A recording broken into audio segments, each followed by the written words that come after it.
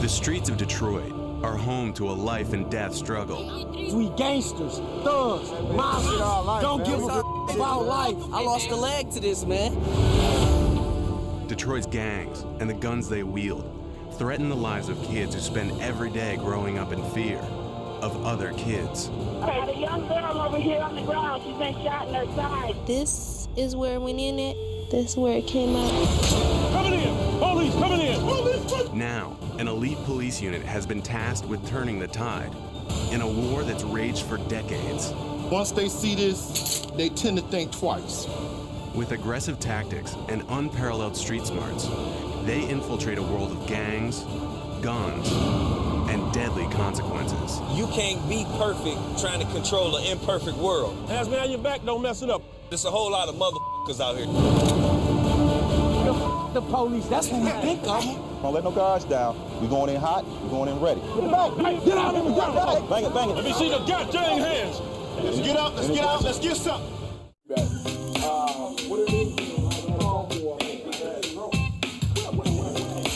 Everybody in? I really need all of y'all. I really do. I need the whole gang unit. I mean, you guys have came in early and we try to hold you on the back end. I know we're working the mess out of you, but it is what it is. You know, don't come in thinking, okay, I'm gonna get an early Friday night a chance to go to the movie. You had to go to the movie on Saturday, matinee. So thank you for being very professional. Just keep up the good work. Let's be careful. Let's go. I'm back to where y'all left, please, in one piece. Thank you. Detroit's first line of defense against gang violence is the police department's Gang Enforcement Unit, AKA the Gang Squad. We hunt the hunters. We get them before they're able to do anything. That's the whole concept. What's up, gentlemen? The squad is a 70-officer force that employs deep intelligence gathering and aggressive street enforcement to penetrate the world of gang culture. Our main focus are gangs, guns, and drugs, preferably guns. In the wake of a recent gang shooting at a school bus stop, the squad is hitting the streets in full force, Hands up, fella. making street-to-street searches and traffic stops. And their aggressive tactics aren't always understood by the people they protect.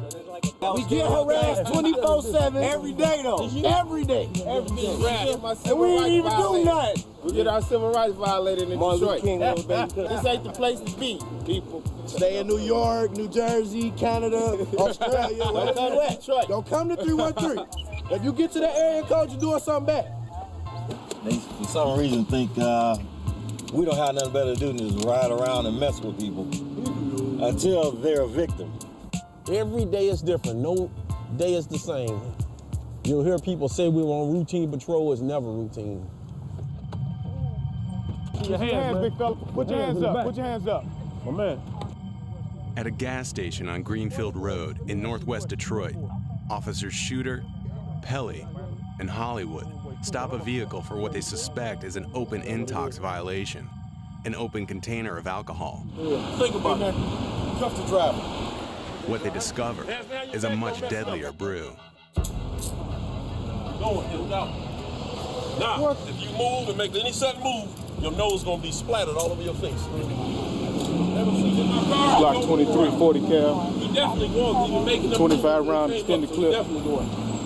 The extended clip on the handgun suggests it's being carried for more than just personal protection. And this is how we avoided a shooting. You notice how long that magazine was. Today was a hit day. You don't carry no gun that small with a magazine that long unless you're gonna take somebody out. Backseat of the car is full, you might want to hold on. Gun a day is a life saved, just like an apple a day keeps the doctor away. That's my MO. Detroit is a city of approximately 900,000 citizens, with one of the highest per capita murder rates in the U.S. It has also been hit harder by the economic downturn than any other major American city, with a nearly 30% unemployment rate. Kids in Detroit are now at greater risk to gang violence than ever before, and the availability of guns has made it easy for hard times to turn tragic. June 30th, 2009.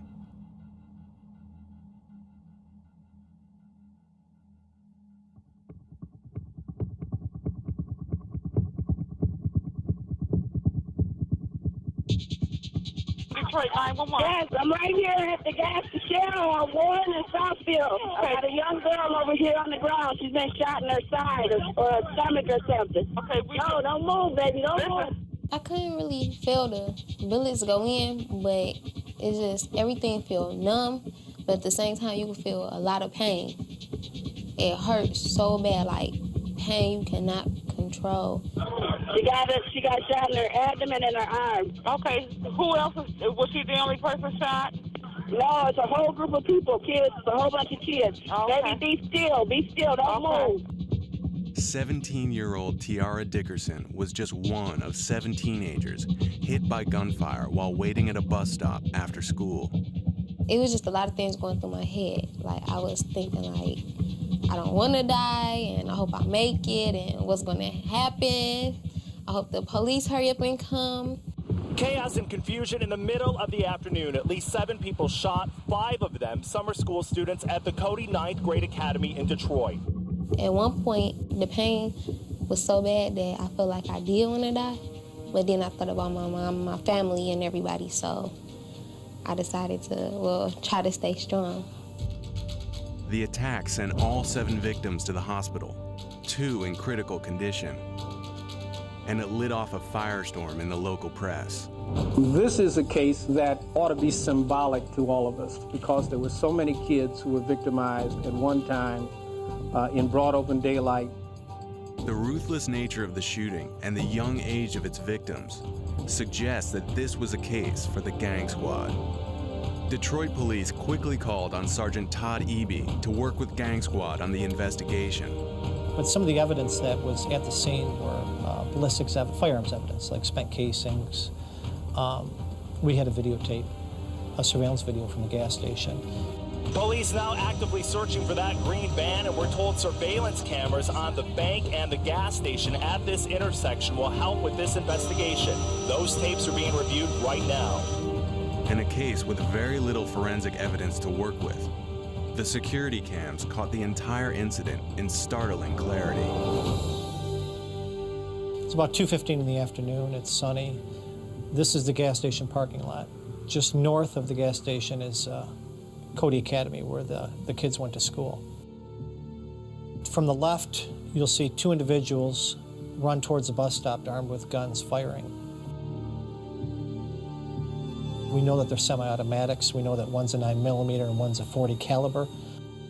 When the shooting begins, you can see the crowd scatter. Most run westbound, a few run south towards Warren. And although you can't see everybody involved, you can clearly see 2 specific people that are hit. The whole incident takes 10 seconds, and there's probably about 15 shots that are fired during the course of that brief period of time.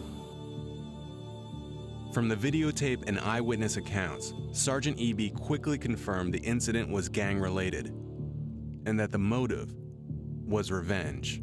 One of these people that was shot was a rival gang member, and the other 6 people that were shot were, for lack of a better term, collateral damage.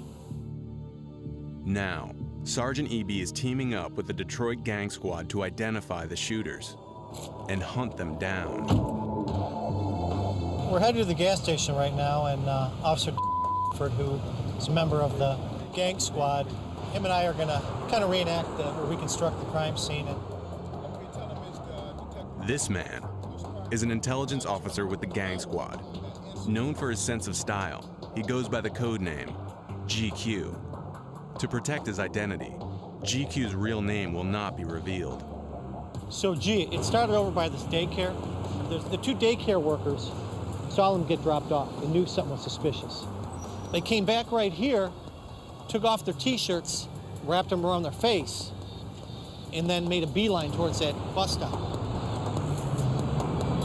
Do you think that they were targeting just one person? We're pretty confident in saying that 6 of the people were unintended targets. The only thing they were guilty of doing that day was going to school and waiting at a bus stop. You know? What can Gang Squad do? You guys need to do what you normally do in these situations where you increase enforcement among the gang members, and you know, at some point, somebody is going to tell us who did this. I don't believe for a minute that there's all these people out here at that time of day and these gang members don't know what happened or who did it. But clearly, people know. And I think you guys do a good job of, putting pressure where pressure needs to be placed, and I think that's what needs to be done here. As one of Gang Squad's intelligence men, GQ's mission is to work the streets for inside information on the bus stop shooting. That means cultivating sources and keeping his identity as a cop low-key. Sometimes even working undercover. What it is that you going out here and you mingling with the people in society every day, and to gather information to curtail crime. Gathering intel from gang sources is an investigative skill few officers have. GQ's ability to get people on the street to trust him comes from a lifetime of experience.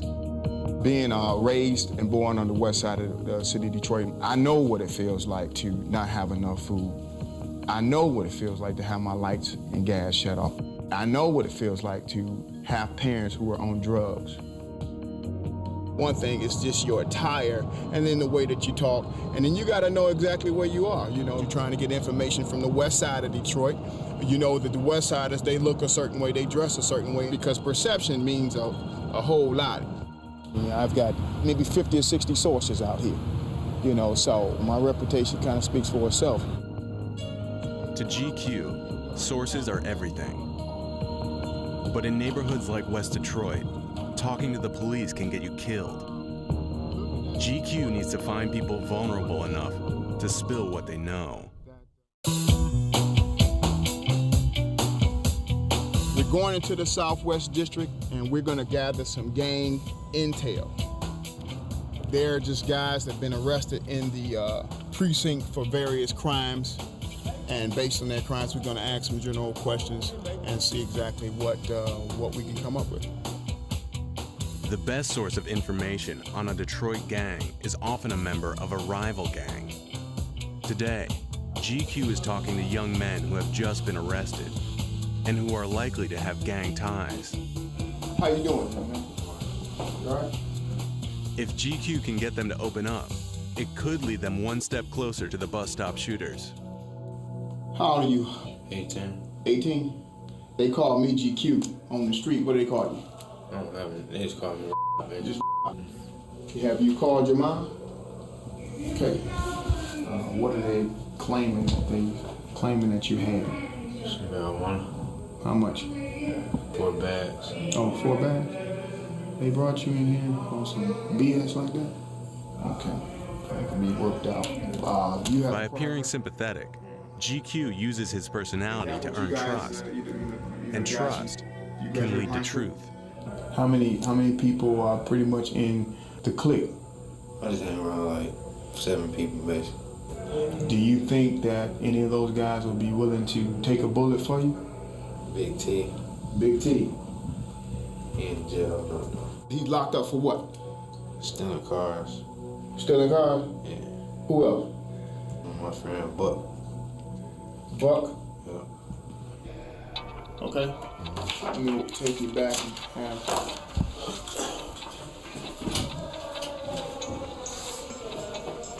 I couldn't get him quite to give me the information that I really wanted and I was looking for, but that's the start. Hey man, how you doing?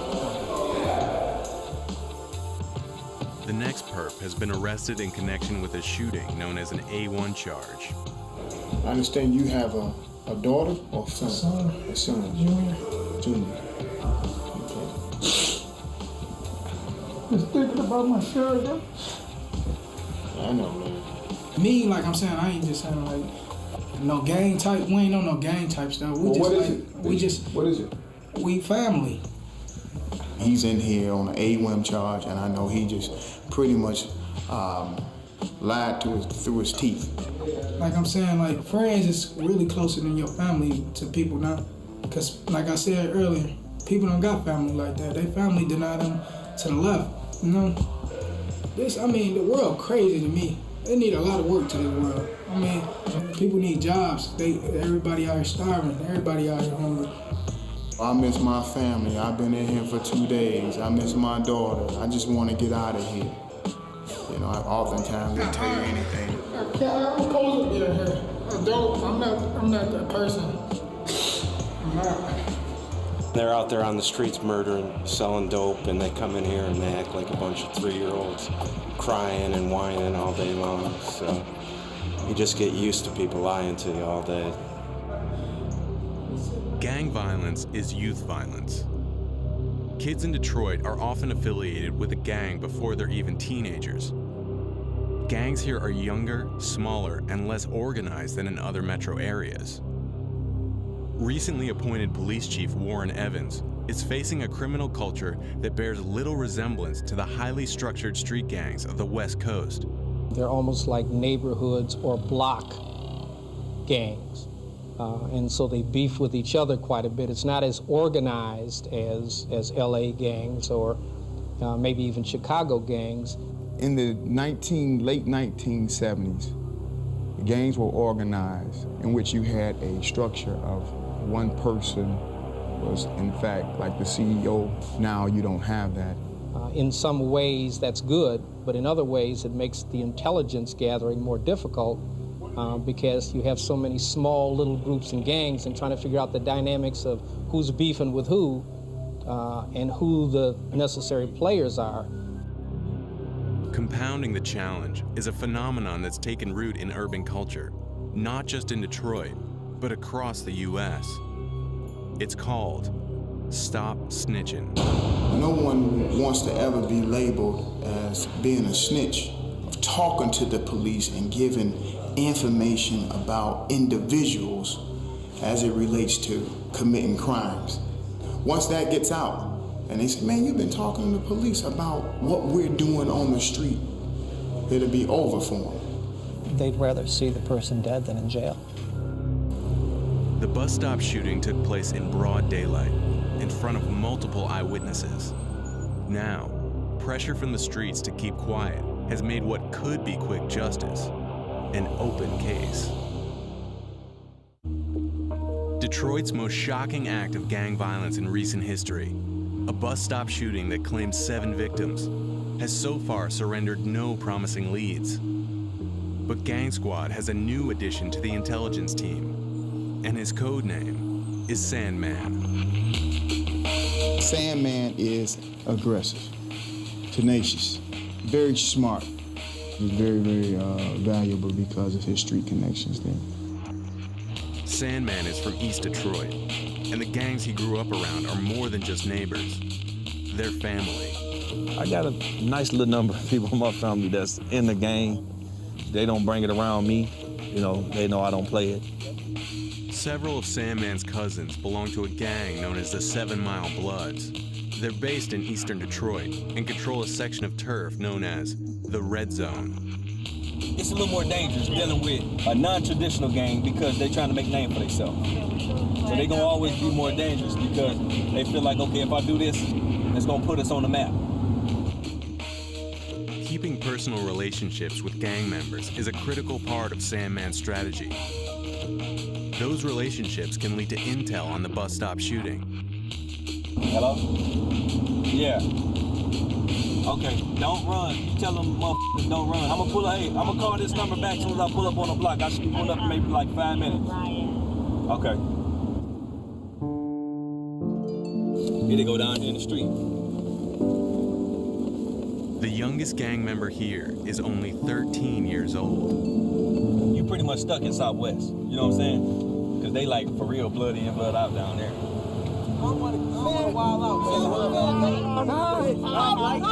Gangsters, thugs, monsters, don't give a about life. I lost a leg to this, man. Hey, look around. Do this. Ain't no running from it. Everybody's 7 Mile Blood. Yeah, family over here. No outsiders like I've been saying, man. Don't trust them, man. The police, that's what we think of. Prison ain't shit. What you talking about? Y'all know what it is. 7 Mile Blood Gang. Run this man. Just telling y'all about it. Telling y'all about it, man. Free hop. Good life. Isn't shooting, man. Isn't shooting. Don't get it. Living in the city of Detroit, it's so easy to get caught up in peer pressure and what other people actually think about you. Nobody want to be considered to be soft. You know, my father was a very good disciplinarian. I think if it had not been for him, I probably would have, succumbed to the streets. Most of my friends, they didn't make it. And, sometimes you have to think that some kids in these neighborhoods, they never get a chance to get out of the neighborhood. It's just getting, worse each year. And everybody has a mind of their own. So if somebody feel like they want to be in a gang and go kill somebody to get recognized, that's what they're going to do, no matter who tries to stop. See murder, bitch. Bang, bang. It's real. If you ask them, what do you plan on accomplish out of the game? They don't know. A lot of them don't. And that's the crazy part about a lot of them don't even know. And I wonder how many, if you ask them, like, so did you grow up in this neighborhood, that's gonna honestly tell the truth? They ain't even renting over here, let alone own something over here. They broke, they ain't got no money. If I'm gonna be in the gang, it's gonna be for a purpose. We finna get rich. You know what I'm saying? It's gonna be the millionaire club or something. It's not finna be no just to fight. That's crazy.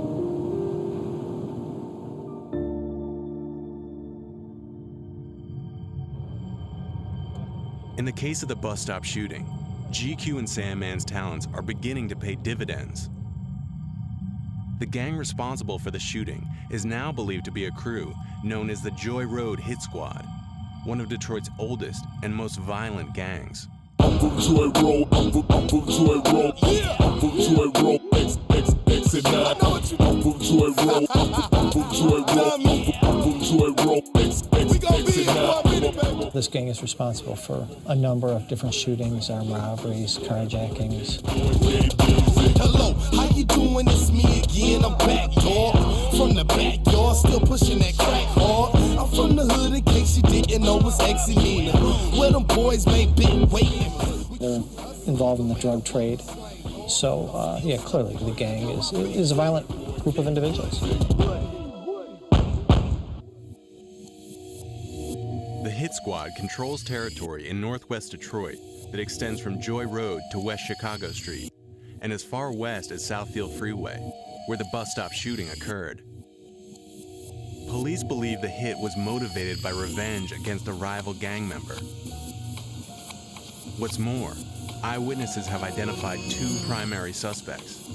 We don't have an arrest warrant for anybody, obviously, but there's certainly people that we're focusing on.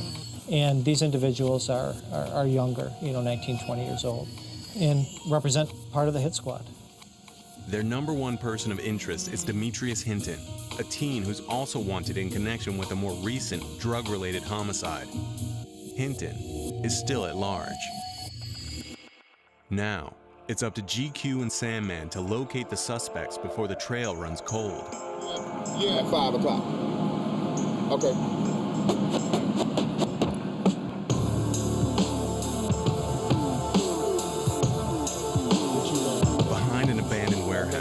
Where he can be certain of secrecy, GQ meets with an informant who has ties to the Joy Road Hit Squad. GQ's line of questioning is simple. Where is Demetrius Hinton? The motherfucker is public enemy number one in Detroit as far as we're concerned. The shooters are. And we're not gonna let up until we turn over every rock to find the guy. Where do you think that he would go? Where would a 15, 16-year-old go? Somewhere with some family. It had to be somewhere with some family. Wyoming. The source delivers and gives GQ the latest intel on the Hit Squad and the whereabouts of their prime suspect. From meetups like this one, Gang Squad is able to come up with a location on Demetrius Hinton. Demetrius Hinton, we just found out he's been in Minnesota for the last 4 days.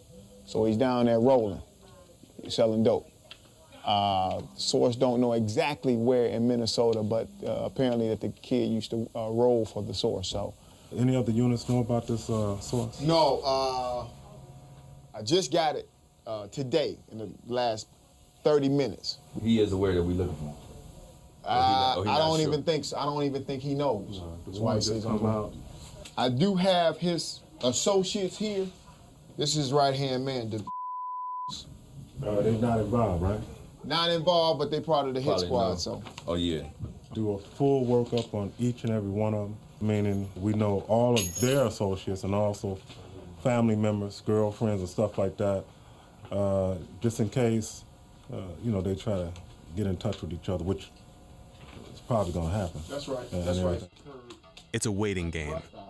And as soon as the suspects surface, the squad will be ready to strike.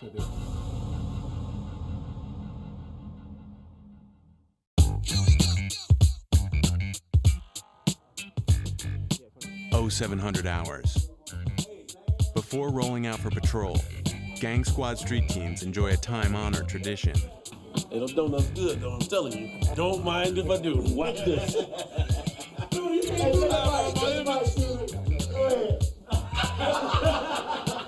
This is how we uphold our image. I'm gonna uphold it today. Oh, it's good, aren't you? Delicious, number one.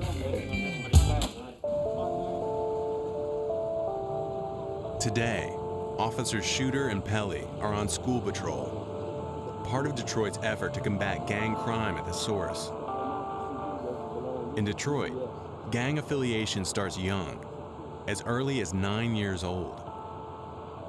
And the schools themselves are a gathering place for multiple and sometimes warring gangs.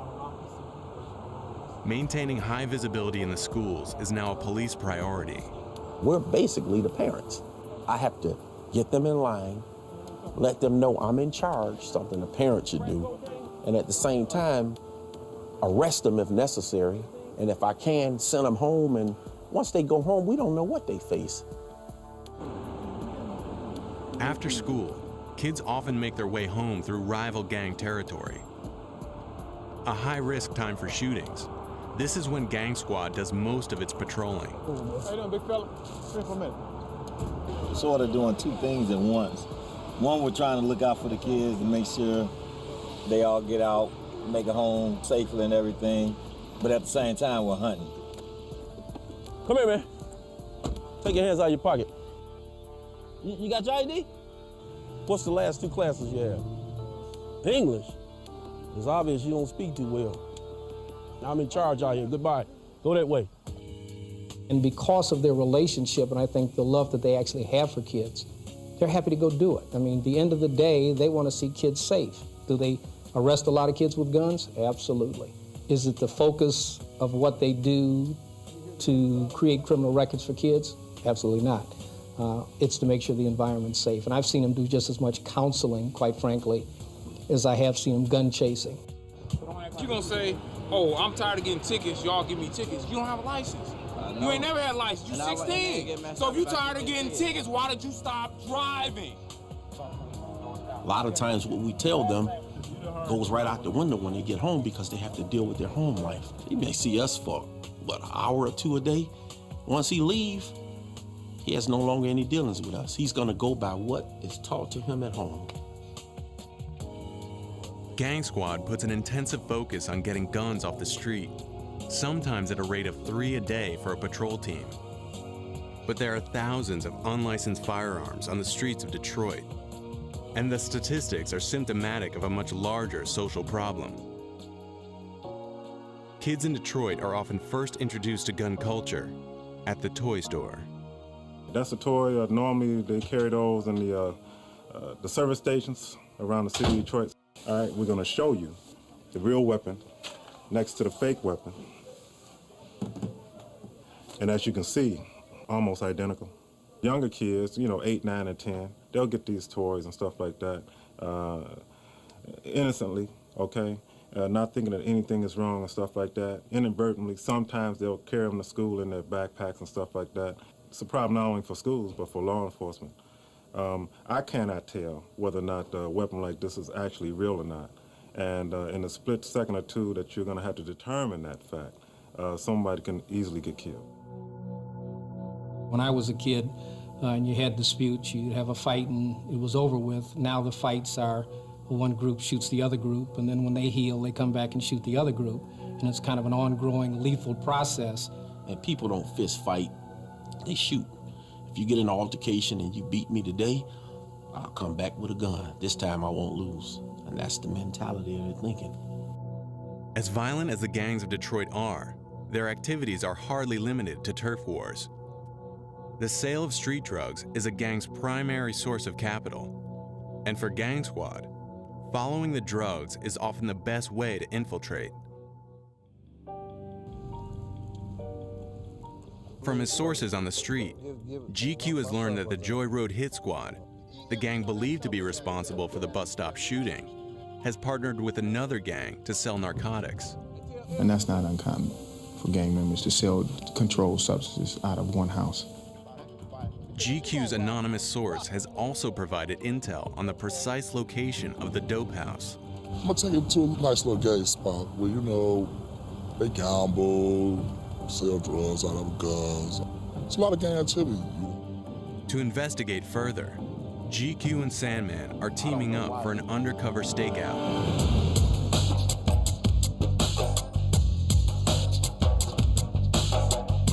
In civilian clothes, they're on their way to the territory of a gang known as BCB.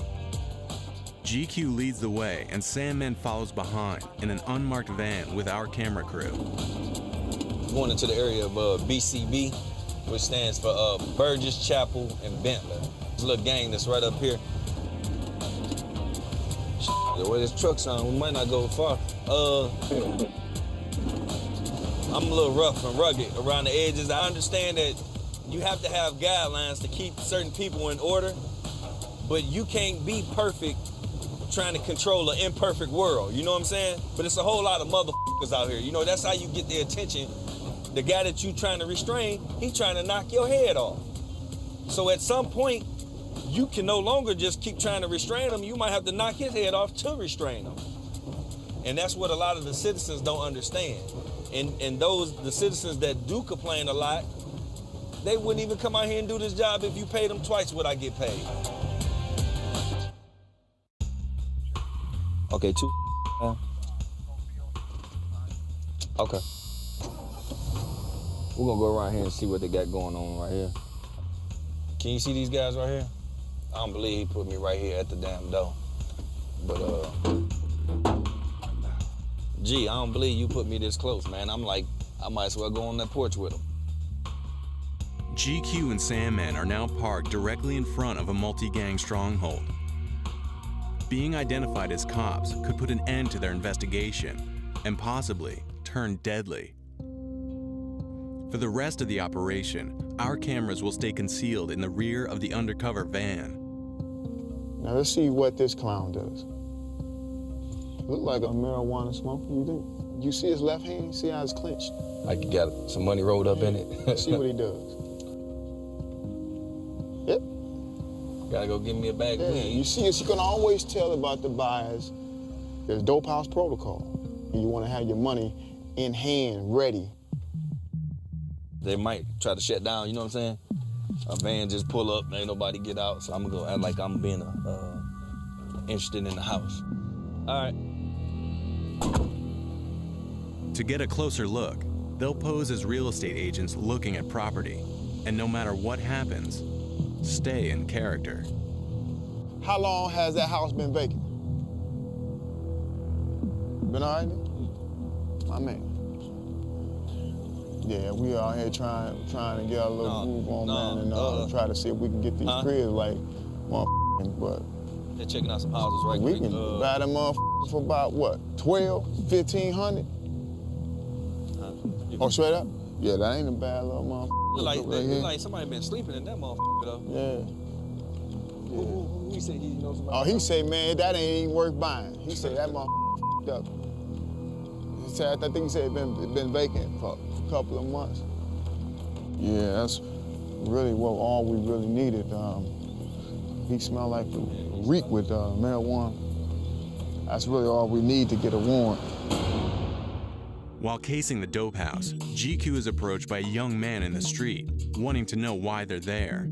And it turns out to be a breakthrough connection. They were watching me, and they wanted to get a closer look to see who exactly we were. And just by chance, the guy, I recognized him being in one of the photos associated with the suspect in the bus stop shooting. That's one of the target guys, associates of the guy that we're looking for murder. GQ and Sandman could take the suspect in for questioning, but that would blow their cover and alert the gang that they're being watched. Instead, they'll use what they've learned to get a warrant and penetrate further. The 3 individuals that we encountered, they all reeked of marijuana. That, plus IDing a person linked to the bus stop shooting, is probable cause. As you can see, they're young guys, late teens to early to mid-20s, just as described by the source. So that should be enough. With no idea that we're the police. Shaking hands with the devil.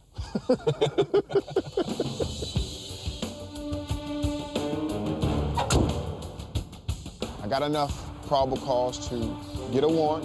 We have 48 hours to execute it. Officer for Detroit Police Department Gang Squad Unit. I have a probable cause search warrant. I don't like to wait to execute a search warrant. So many things can happen within a 48-hour time frame. The probability of the drugs not being there, that's likely. So once I get the information, I really want to run with it.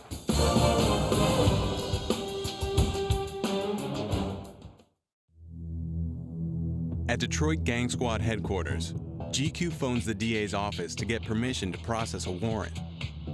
After getting the all clear, he types up a summary of his probable cause and takes the paperwork directly to a magistrate for signing. Hey, how you doing, Steve? Morning. Hey, listen, we got a source that has some real good information about a certain address. We did some surveillance yesterday, met the target seller.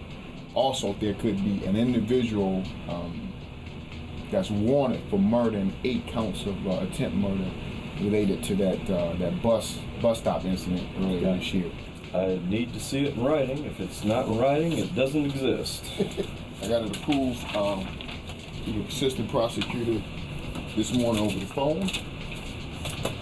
Swear affirm the contents of the affidavit in support of the warrant? I do.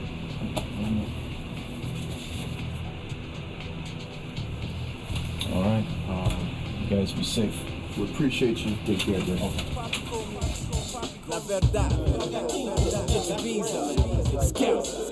Warrant in hand, Gang Squad mobilizes for an immediate raid on the BCB drug house. Ain't a boy out here that could test my game. How would I look letting another man affect my lane? They need to move quickly in order to capitalize on the intel gathered by GQ and Sandman. And they're up against an unknown number of armed gang members. Raid time. Showdown. We need a K9 unit, don't we? At some point.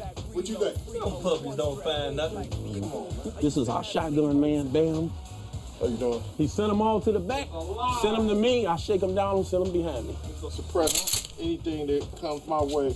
Once they see this, they tend to think twice.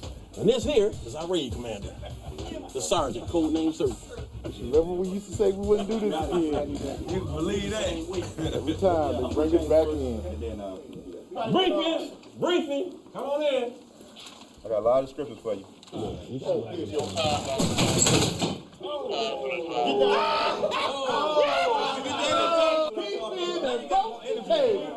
Hey, 400 gangster, look at that. Bust that sucker into. It was weak. You tore your pants. Hey, you look like a gingerbread cookie. The table is broke, man. What am I supposed to do? We got a van? It was weak. Let's get on with this thing. Buddy up. Okay, gonna do the search warrant. That's gonna be a 1-story, green wood frame, single family dwelling. It's gonna be a black male, 19 to 23 years of age, wearing a black jogging suit. Possible name of the. So who I got on shotgun? All right, Ruff, you shotgun. Who's back up? Shooter. Rep, where you gonna be? Prisoner. All right. This is a house that's being operated by BCB gang members, Bentley, Chapel, and Burgess. You know, they terrorize that neighborhood. They do a lot of robberies. Going to be guns inside those cars. Going to be guns on those persons. If we encounter fire coming out, we're gonna take cover. I'll declare the barricaded government. No one fire into the house if you hear shots inside. Clearly defined target. Clearly defined target. You can't see, don't shoot. Don't let your shit down. Don't let no guards down. We going in hot. We going in ready. All right. Everything to me is ready to rock. Okay. I got one rule. Y'all come back to this briefing the way y'all left it. All right? Hold on, we gotta say our prayer. Father, we thank you for this day. We thank you for the spirit that you have with us, oh Father. Just carry us, oh Father. Stay with each and every one of us, oh Father. Deliver us safely to this location. Deliver us safely back. As your Son, Jesus Christ, has laid the footsteps, we thank you for the Holy Spirit that travels with us at this safety time. In Jesus' name, let everyone say amen. Let's get up, let's get out, let's get some. Let's do it.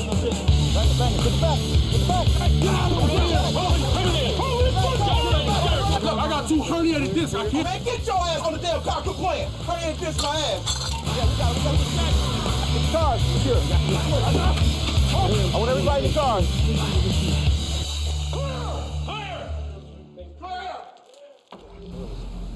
The squad takes the house with military precision and cuffs everyone found on or near the property.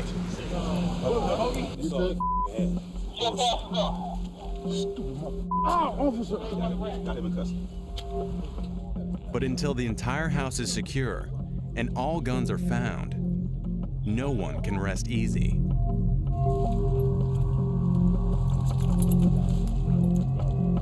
There's multiple people inside that house. We found marijuana.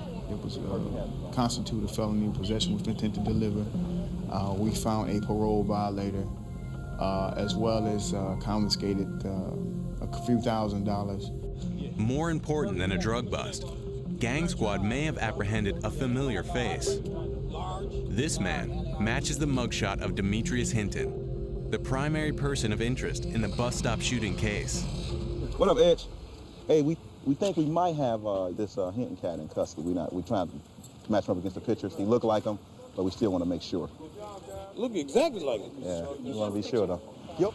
But we're hoping that he may be the person involved in the shooting. That's what we're hoping. If it's not him, he's a hell of a twin brother. Yeah, he got a heck of a twin.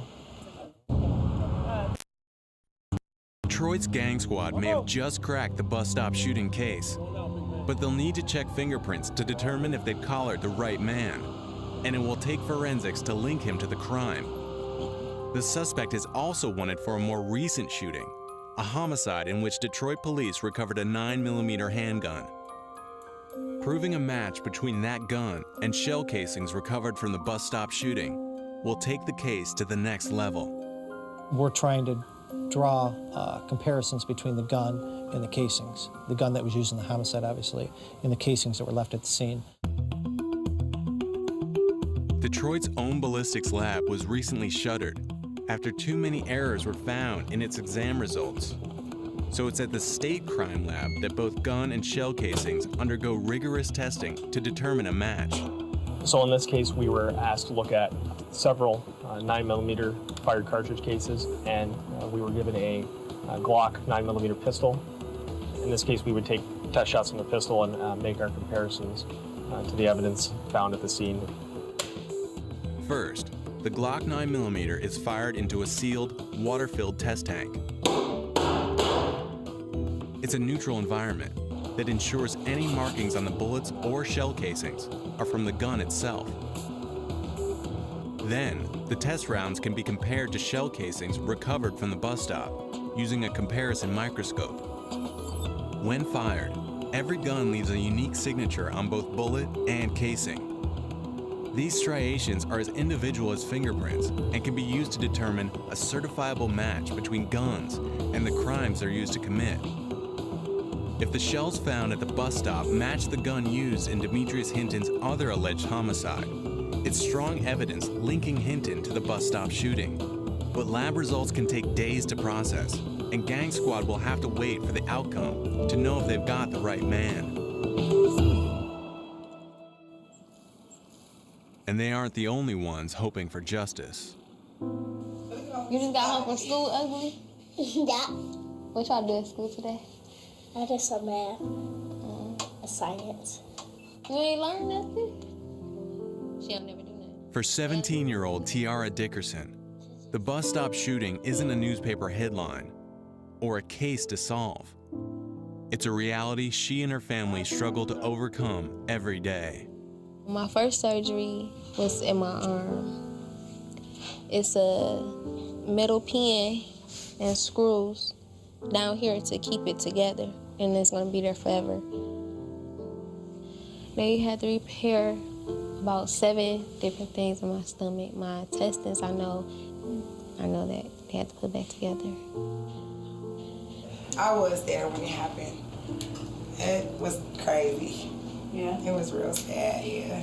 She was just laying there so little and just almost lifeless. A lot of things that I knew always could happen, I never thought it could happen to me. It helped me realize that it can happen to anybody, no matter who you are, how old you are, or where you are. It can happen to anybody at any time. Now I really don't like to be alone. I don't like the dark, and I don't like to be around as many people that I don't know. And I really don't like to stand at a bus stop anymore. You know, you think about your own family, and you think about how a kid who could, you know, be doing the right thing, going to school, and just standing by a bus stop ends up with the inability to ever have children and, you know, wear a colostomy bag the rest of their life, you know, and, you know, the worst thing they ever did that day was get out of bed and go to school. Tiara is nearing a full recovery.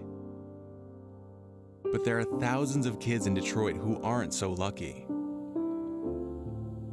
What are some of your dreams? So my dreams? To get better. I want to, hopefully I heal up all the way and then graduate high school and go to college, maybe in Florida, or stay here and go to college and become a lawyer, or I'll become a counselor and work with kids. We prayed real hard and it worked, so I'm glad she okay. I don't mess with y'all. Unless y'all up here making noise.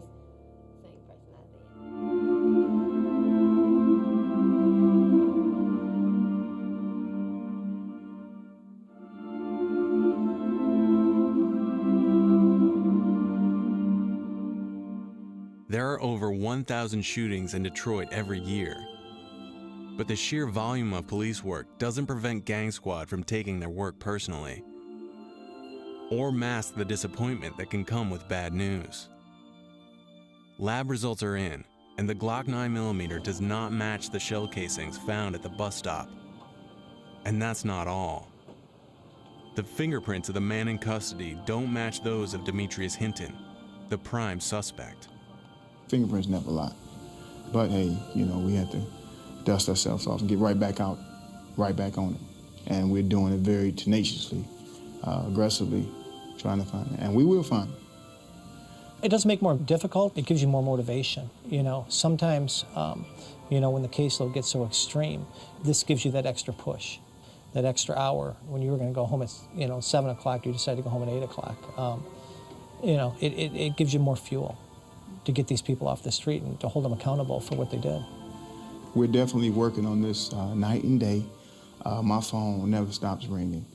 And I treat each incident as if it was somebody in my family, you know, and I think that's what drives me. And for Detroit, a city that struggles to emerge from years of slow economic collapse, and whose young men increasingly look to violence for validation, the future remains a battleground. I can't even say I made a dent. You can't control guns. You can't control what comes into the city, how people get weapons. You can only control a little bit at a time, what you can do with the time you're out there. I think my future is very, very promising, you know. As long as God keeps me healthy. This is a job that I think I've been destined to do. 23 years on the department and I'm still not burned out. I'm just beginning. Loving every second of the day. Making that difference with this, not these. Gang Squad for life. Yeah, I like that.